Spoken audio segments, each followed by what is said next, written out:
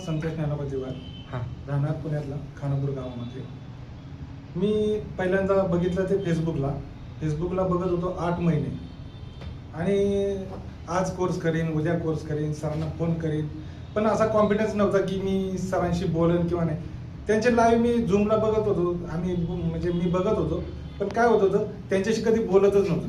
मी फक्त बघत होतो त्यांची कोण त्यांच्याशी बोलतंय, काय बोलतंय.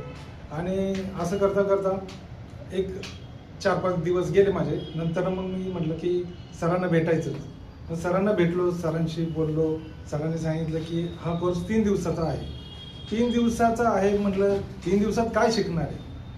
मग असंच म्हटलं चला करून तरी बघू, इतकं केलंय आता हे तरी करून बघू. मग असा विषय आला की माझ्या घरात पण पेशंट आणि मी पण स्वतः पेशंट. मला खूप मणक्याचा त्रास, पाठीच्या कणा दुखत होता, मान दुखत होती, गुडघ्याचा त्रास, कुठं पाय मुरगळलेला. म्हणजे माझ्याकडे असं मी आजाराचा भंडारच होतो. टेलबोन तर मला 4 वर्ष म्हणणार नाही, जवळजवळ 8 वर्षाचा त्रास होता. घेतली थेरपी घेतल्या, बरेच काय केलं, पण त्यात मला फक्त 1-2 वर्ष फरक पडला आणि परत चालू झाला.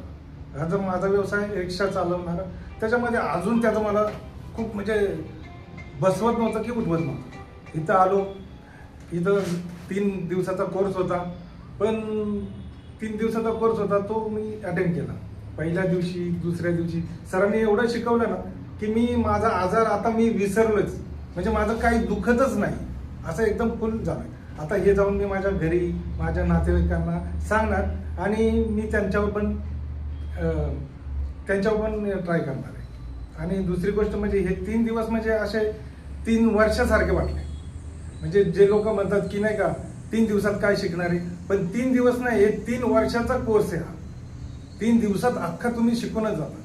एवढं प्रॅक्टिस घेतलंय, त्यांचे मी धन्यवाद मानतो, त्यांच्या पाया पडेन.